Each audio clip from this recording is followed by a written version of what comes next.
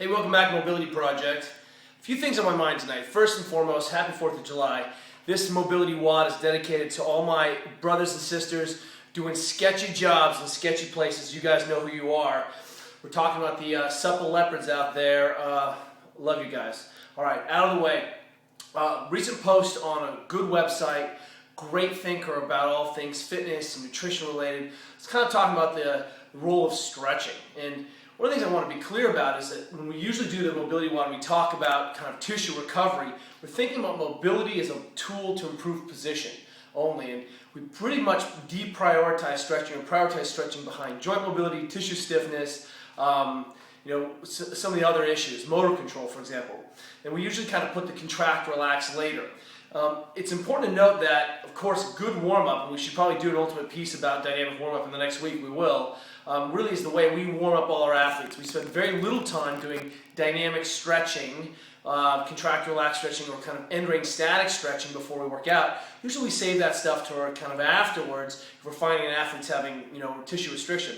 But it's important to understand that if you cannot get into a good position, what is your plan for getting there? Because what the research also says is that dynamic mobility might be good for warm-up and prep, but it does not change position over a long time. So if you're having some kind of tissue restriction, you're having a joint restriction, which is why we use the bands to distract the joint, not stretch out necessarily the musculature, and by organizing the body, we've got to put ourselves in a better position. We've got to make sure we have a plan. Here's the test, for example. So what we're going to try to do is in our kind of finishing up our thinking about soft tissue stuff, is that I want you guys to do a test-retest. And here's a simple athlete's mobility. This is kind of on a base exam. Is that if I put my leg back in the corner, by the way, the reason we're choosing this today is that I recently have heard that in the UK, this is known as the suicide chair, which I love it. Some of our special friends in the scary places who've been waterboarded have said this is like waterboarding, which makes me love this even more. So look, if I get into the super couch, just a couch, I don't need band distraction. Right now my leg is in flexion, so my hip is not into full extension, even at zero yet. I should have enough range if I keep my butt pressed, arms straight, chest tall. I should be able to press my hip into full extension. So you see that I'm coming to neutral, keeping the butt squeezed. I should be able to press all the way down into extension. So I should be able to keep my belly tight without totally extending my back. And I should have enough hip range, enough anterior tissue range to be able to get into full extension. That's one of those kind of basic baselines that I'm like, dude, if you can't get in that position, what is your plan to get in that position? So what I want you to see is the relationship sometimes between muscle stiffness, ergo, I've been trashing my quads running the last few days, lots of sandbag lifting, and I'm feeling smoked. So tonight, set the clock, whatever tool you want to use. We've got two pieces we're going to go after tonight. I want to go really slow, and we're going to use this kind of Rolfing model where we go really slow and build a pressure wave of tissue. I want you to start lateral quads distally, and I want you to just right down by the knee. We're just going to roll from the kind of hamstring all the way over very slowly. So the idea here is that you can really sneak into some big diffuse pressures. I got my quad roller here. Love this thing.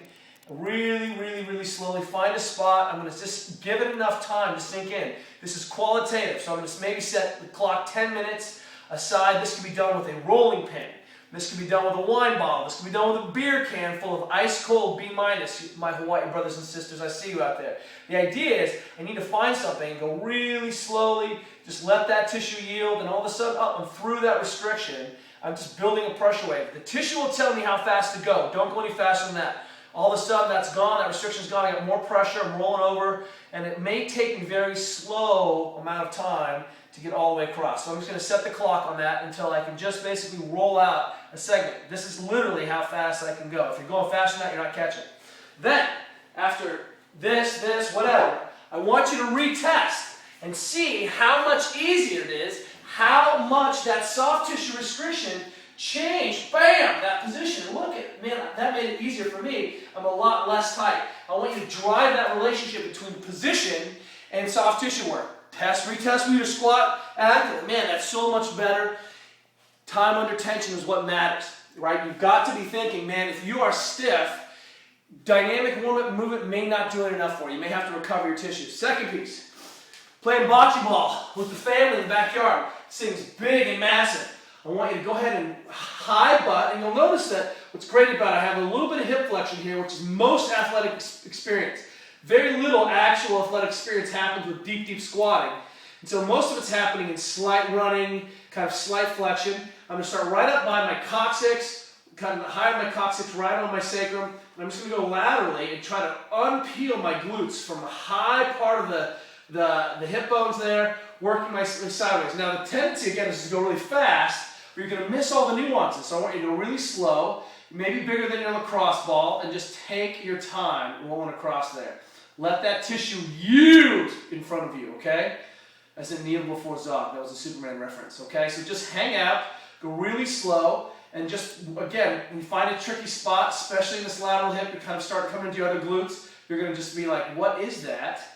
That's your bits, okay? So just when you hit a spot, you can certainly add that motion back in. You do the active tactic stretch, but I really want you to spend some time just doing this kind of Rolfing model, this slow tissue creep, like a rolling pin or a kind of building a little pressure wave like a steamroller, okay? So hanging out across. Then, again, test, retest, and be like, oh my Lord, turns out I was just sticky.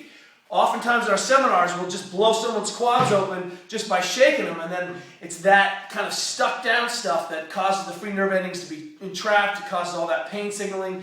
If you're not actively recovering your tissues with the slidability, you're having a problem. If you're not looking at your joint range, you're having a problem. Don't be fooled. Warm-up is really important to prep you for exercise.